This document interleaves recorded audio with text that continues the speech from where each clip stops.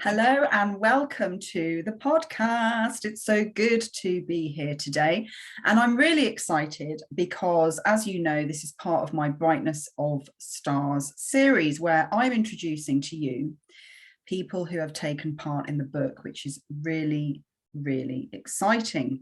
The book, The Brightness of Stars, as I hope you've kind of picked up now, is coming out in May 2022. And I wrote that book, first of all, back in 2013. It was published a year or so later. But the book is now coming out as third edition, and Routledge are publishing it. And it is quite different. It has a lot of new stuff in it. It has new contributors.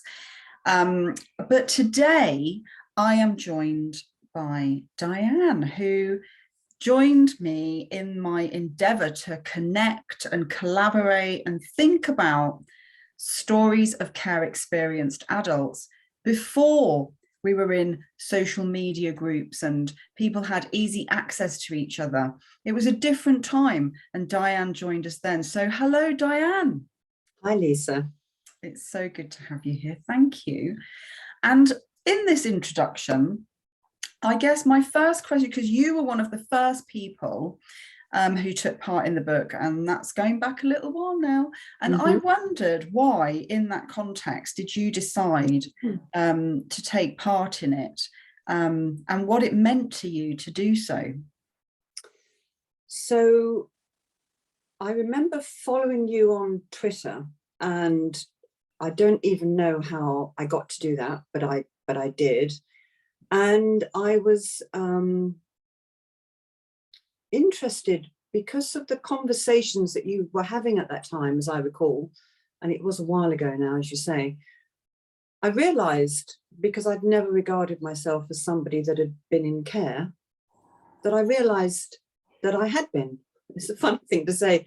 And when you asked me to contribute initially, it was a little bit of a shock to actually accept that I was one of those people. And also I felt at the time that my experience hadn't been overtly negative.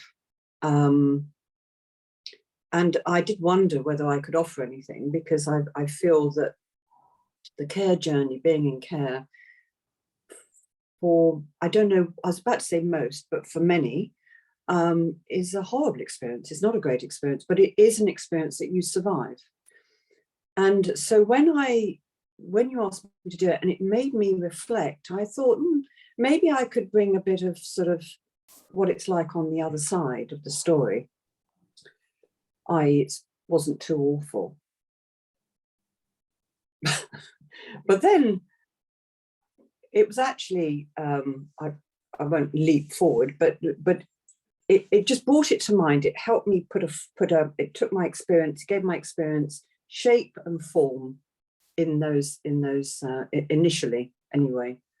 So that's not really asking why. Well, I suppose what it was just really I felt it was giving another side to the story that I didn't think was, I thought it was a bit of a balanced maybe approach, that it wasn't too awful. Yeah. And it's interesting, isn't it? Because when you reflected in your reflection piece, and I won't give everything away, but your lens by which you understood that care experience had completely shifted. Yeah, absolutely. Yes, absolutely. I think in a way what happened the first time round was it set me off. It was like opening a door somehow. It was a door that had always been within my sight, within my visions throughout my whole life. It was like that was when I was in care, door, but I opened it through the first piece, and then with reflection, not just when we did the reflections recently, but over the years, over the intervening years, it just it heightened my awareness, actually, what had happened, or more particularly the impact that it had on me for the rest of my life. And I think when you're saying that you weren't sure what you can offer, actually, what you really offered and offer is that understanding that things can happen in childhood that we don't realize are what's happening. And even doing the research that I'm doing now, asking people, for example, that they had to have been in care for 3 years and they had to have been permanently excluded from school. It's really interesting because both of those things can be really hard for people to know if they happen to them.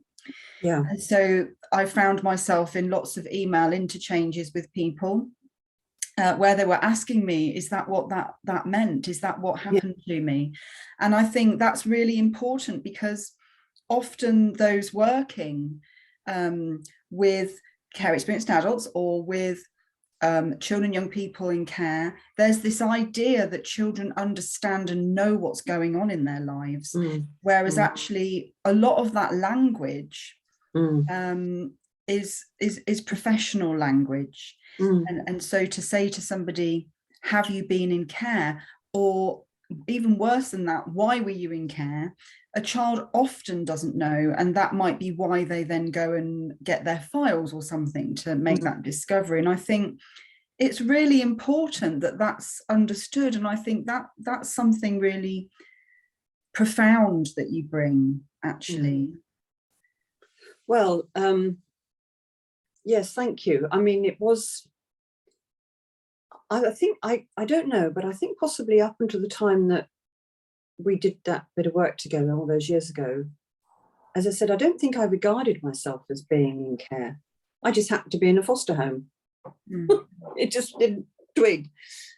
But I think also, and I'm not sure what the mileage is now, because at my age, in my 60s, of course, I started off in care at the back end of the 50s, my God, 100 years ago. I don't know what would have been said to me then, if anything.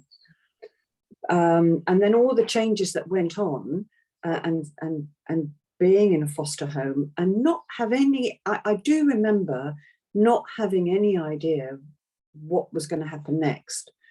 And I think that was that came out as an adult when whenever I got my suitcase out, it gave me a bit of a wobble. And so even when I was going on holiday and I got my suitcase out, it was only later on when I was having some bereavement counselling did I realise that it was probably a shadow from my early years, where I had no idea what was going to happen.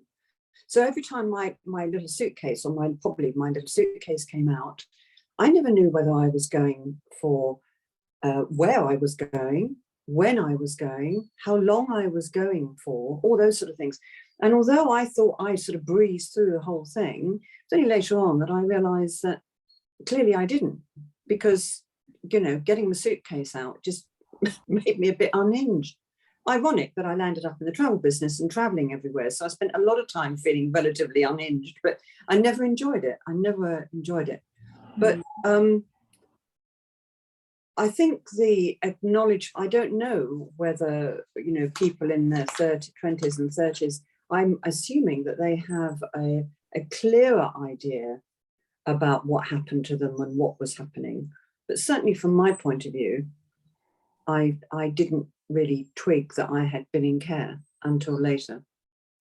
Yeah, and one of the strengths of the book, I think, is that it cuts across a multitude of decades, and all embedded in their own different legislation and different acts and different ways of seeing things. But I think one of the fundamental shifts has to be that there is a language, because even as someone in care in the 80s, I don't remember there being a language by which to explain anything to anybody.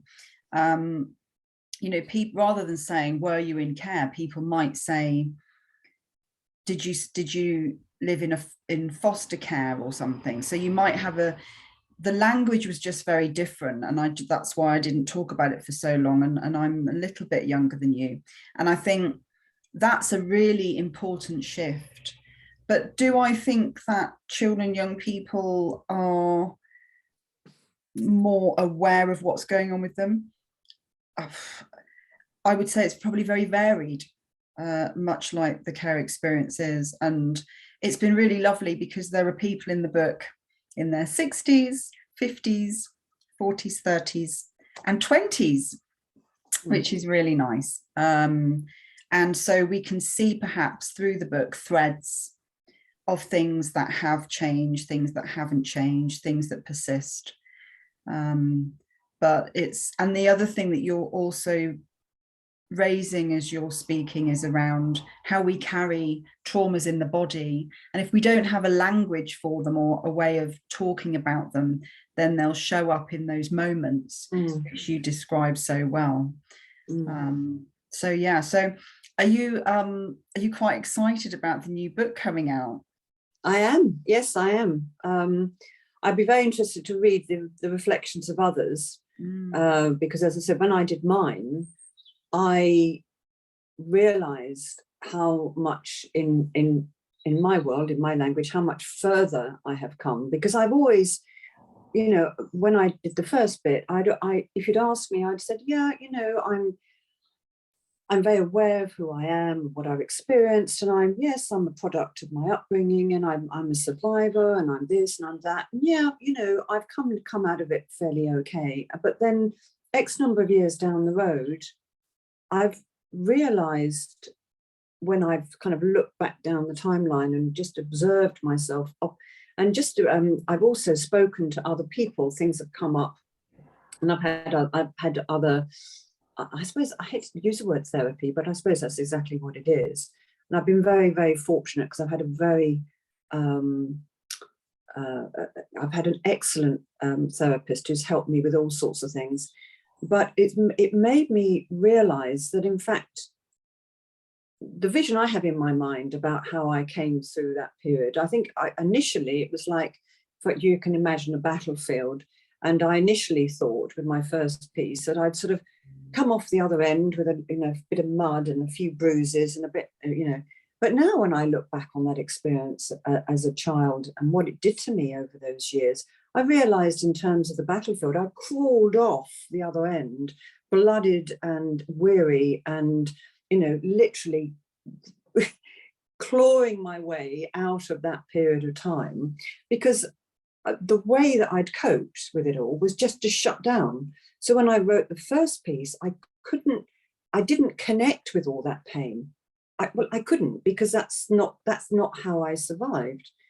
I survived by doing the emotional equivalent of sticking my fingers in my ears and humming, so that I didn't fully experience the lack of care and the sense of being a cuckoo in the nest, which of course I was. When you're in a foster home, that's exactly what you are. And when you keep going to different schools, that's exactly who you are. And the only thing I experienced as a child, as an indicator of how distressing I found everything, was when I stopped talking when I was about 9, and I stopped talking for about 6 months. And that was when my foster parents went off to Australia, literally never to be seen or heard of, as far as I was concerned, ever again. And that, of course, in a 9-year-old, for a 9-year-old, that would be another bereavement. That would have been another death, you know. So that was the only thing I had. But then, as I said, as time went on, I realized, certainly writing the second piece, that I suppose I'm fortunate, because I had the opportunity to make some pretty dodgy choices as I got older. And I think because I had shut down and not fully engaged with the horror, you know, the discomfort, the sadness, that's more the words, with being in care, I kind of just bumped along. But what I've come to find out is that shutting down, shutting out the pain, it's like the inmates taking over the asylum, if I'm allowed to say that. Because in the end, in order to cope with the pain and the discomfort, and you shut that down, you don't have the choice about what you shut down. So you also shut down joy and happiness, excitement, engagement, all those things that you do if you're open and you're experiencing the negative stuff, you experience the good stuff. If you're not experiencing the negative stuff, unfortunately, you can't experience the good stuff. And that's what I've learned more particularly in recent years. And I consciously, because one of my grandsons lives with me, I consciously make the effort to engage with these things, because I don't, it's very natural. Even after all this time, it changed me to the point so I could cope. It changed me so much as a child in my formative years that it's having that awareness now that it changed me and how it changed me that has allowed me to think, okay, you know, I need to now engage in life. And that's what I've done, or that's what I'm doing, I should say. And that's not what I'm done, it's what I have to do on a day-to-day basis. That's brilliant. Listen, Dianne, I'm sure everyone's going to absolutely love reading your chapter. And thank you so much for joining me and introducing yourself to everybody. And, you know, I look forward to catching up with you again soon. Thanks, Lisa.